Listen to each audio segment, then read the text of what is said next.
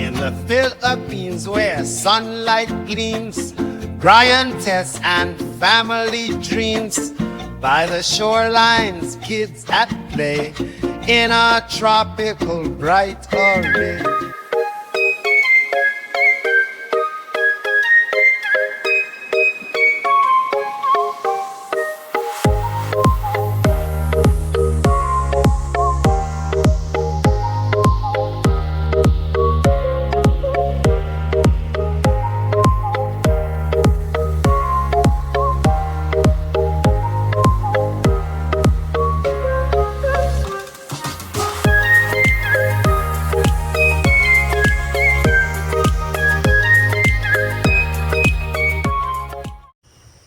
Good morning, YouTubers! Welcome back to our channel, Brian and Tess in the Philippines.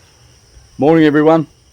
We are back here on our land and it's wet.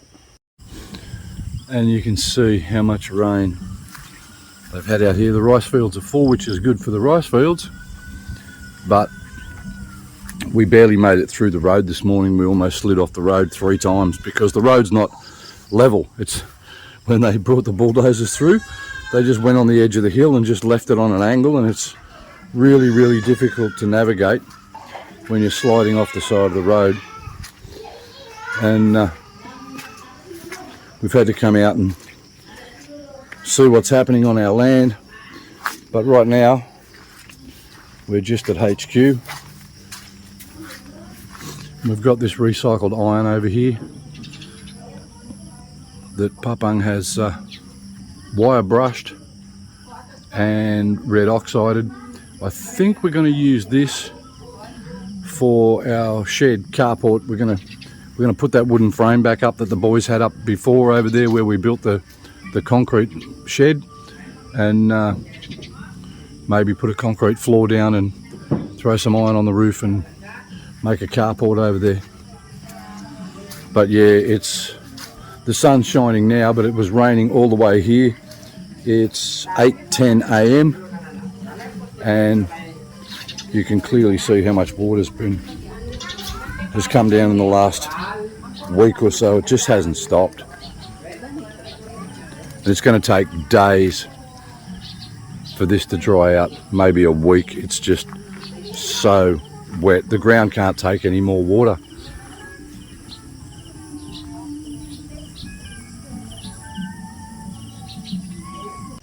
Super wet.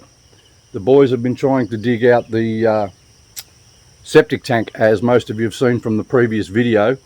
So I'll show you what's happened to the septic tank pit in the last few days.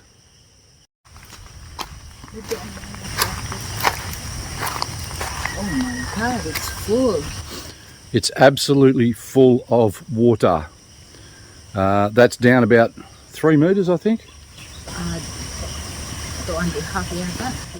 2.5 to 3 meters, because we've gone down fairly deep because we want to fill up with some gravel down the bottom and help for drainage. But yeah, it's been raining non-stop out here for the last few weeks, so we really can't get anything done. The only reason I'm not standing in that slush and mud is because we spread out some of the gravel here just in front of the door, and we still need to get a trench dug from there down through here, where the problem is the water's running directly down there. The boys have put this wall up to try and stop some of the water from going in, and they've got this over the top to try and stop some of the rain, but it's downhill from the place, so it's water obviously doesn't flow uphill. That's where all the water's going, is into that pit. So we need days of sunny, dry weather, and the boys are going to have to bucket that out and empty it. It's a lot of work to be done, but that's the reason we're stuck at the moment, not getting anything done. We've still got all the bamboo fencing over there. The boys were going to start trying to do the bamboo fence. Yesterday they contacted us by phone in the city and said, you know, where do you want the gate? I said, we want a gate up the top behind where the tent is there. Where our well is up there, we want a gate up there so we can have access to get through to the well, of course, and a gate for the car to get in. And yeah, that was the last we heard, and we got here this morning and they said it rained, so they couldn't do any work. And it's just, you can see how much water's laying here. It really is impossible to get anything done. It's not raining right now, thank God, but it's coming back. There's no doubt that we're going to get some more. We've got some patches of blue sky up there, but they've predicted, I think, 60% chance of showers again today. We really need this rainy season to stop so we can get this completed, so we can get out here. It's not easy. We've got our second battery for the solar, so we've got the 2 batteries there now. I heard back from the seller for the inverter that I ordered that got cancelled, and all they did was apologise and said, would you like to reorder? I said, well, I already paid you for the first one and you've cancelled the order and refunded the money. Now it's going to be 5 days, business days, before the money goes back in the bank. And I'll wait until that goes back into the bank so I can be sure that everything's gone above board and it's legit before I'll reorder. You really do need to be careful, as I said, when purchasing stuff on Shopee or Lazada here. You need to check the seller's credentials, you need to check how many sales, check their reviews, and actually read the reviews and see that they're not just fake reviews that they've had staff members or friends or somebody put up there, and confirm that they are a legitimate seller, so you're pretty confident that you'll get your product. And always do COD, so you don't pay any money out until your product arrives.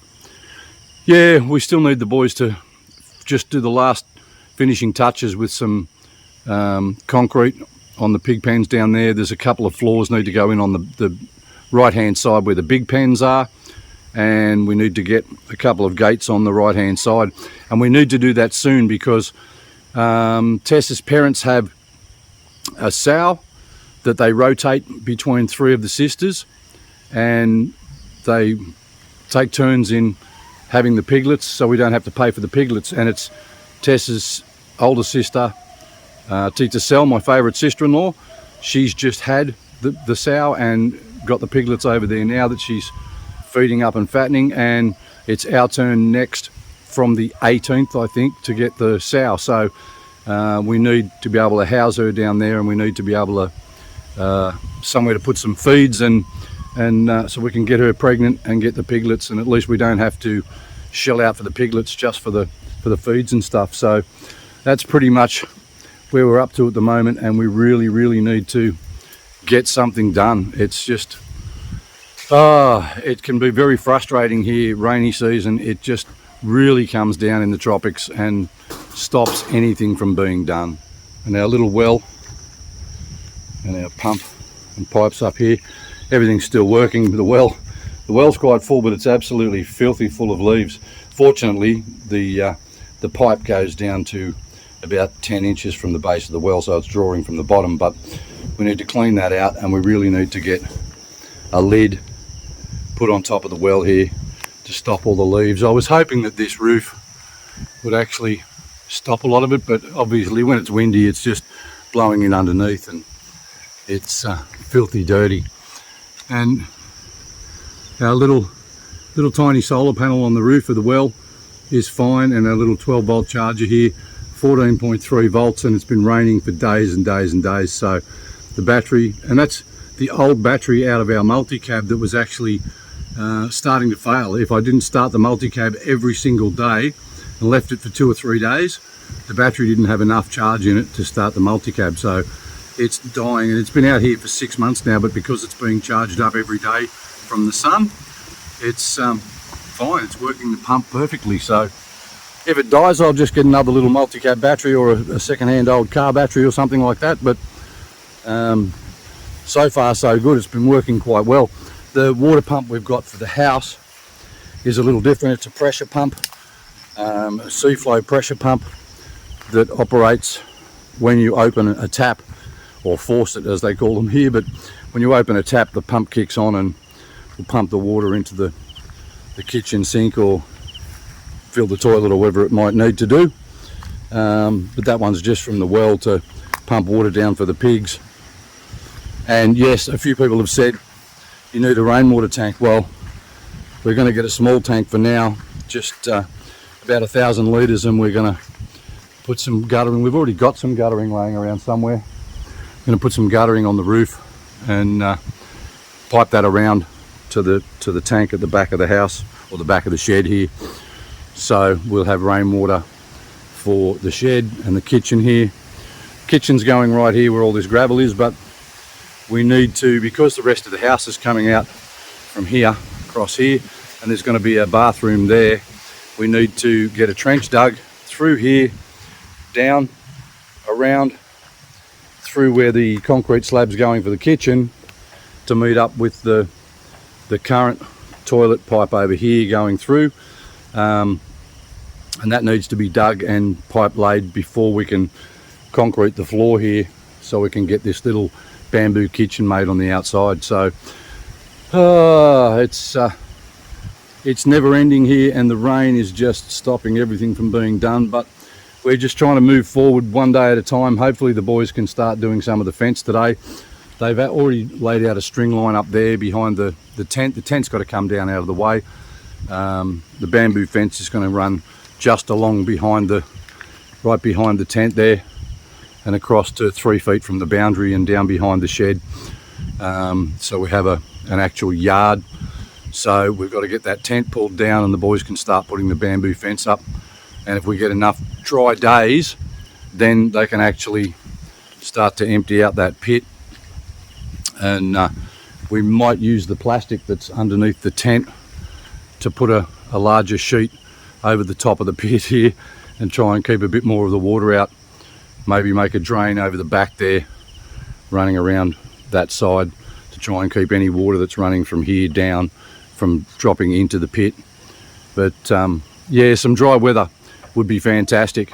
Yeah, life in the Philippines. Welcome to the tropics.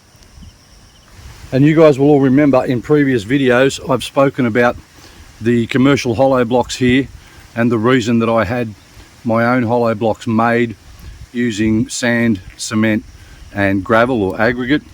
And you'll see that there. Tess, just put your foot on again, babe. Tess just stood on that brick to stay off the mud, and you there's frogs living inside it. She just almost squashed the poor frogs. Yeah, that's the quality of the blocks here. If they're made with just a little cement and a lot of sand and no aggregate, and they literally just fall apart like that. You can imagine how many buildings in this country are built and full of they're core filled, and you would hope that the cement mix that they core filled the blocks with was a lot stronger than the blocks, and that's why small earthquakes can drop buildings here very easily. The quality of the buildings here is very, very substandard compared to the West. So you see exactly why we weren't using the old hollow blocks, because they're just not strong enough. These, the ones she's standing on now, these are mine. Jump on those, babe. You can see the difference clearly. They're good solid blocks, and then they're all core filled with my cement mix too, which is a 1, 2, 3, 1 cement, 2 sand and 3 aggregate mixture for the core filling in all the holes. So I'm quite confident that these will be standing a lot longer than something that's manufactured with these blocks here. And this is our little jackfruit tree just outside the shed here, and we're starting to get some good sized fruit. You can see the size of these. They're good sized fruit. And I think I've mentioned to you guys before, when you cut the jackfruit open, the smell is disgusting.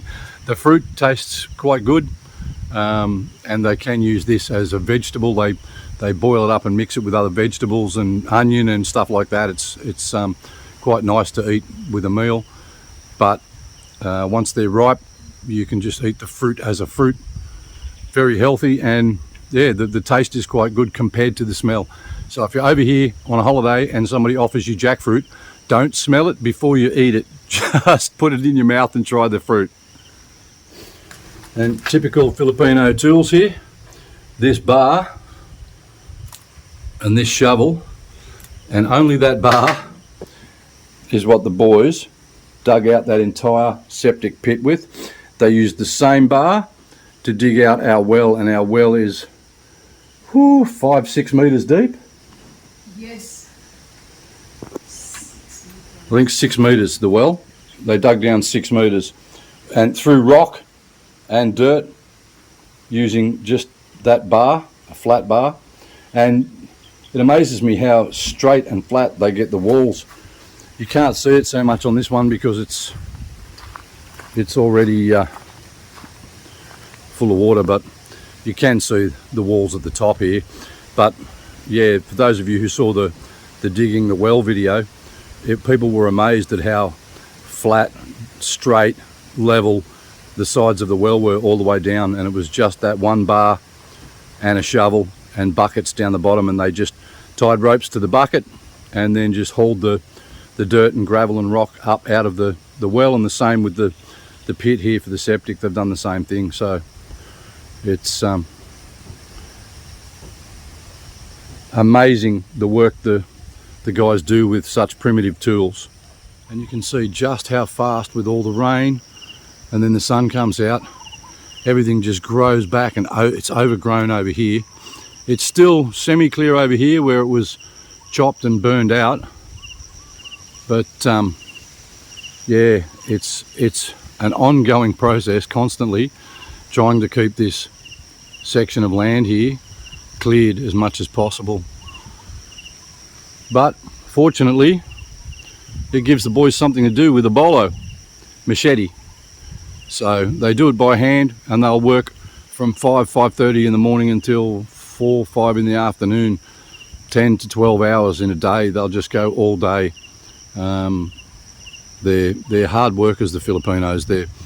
I take my hat off to them. They are really, really hard workers. Everything is done with primitive tools by hand, and they just go all day long. Stop for morning tea for a coffee, stop for lunch, stop for afternoon tea, and the rest of the time they are slashing all this stuff by hand with a machete. Don't switch off yet. Remember, if you haven't already, please smash that subscribe button down there in the corner. Click the like if you're enjoying our content, and drop a comment to say g'day. Don't forget to check out all the links in the description below if you're searching for a Filipina, or if you'd like to donate to our cause here and help us out on YouTube. All we really ask is you give us a like and drop a comment, guys. Thank you for watching, and until next time, from Brian and Tess and baby Caleb in the Philippines. Peace out. Peace out, guys.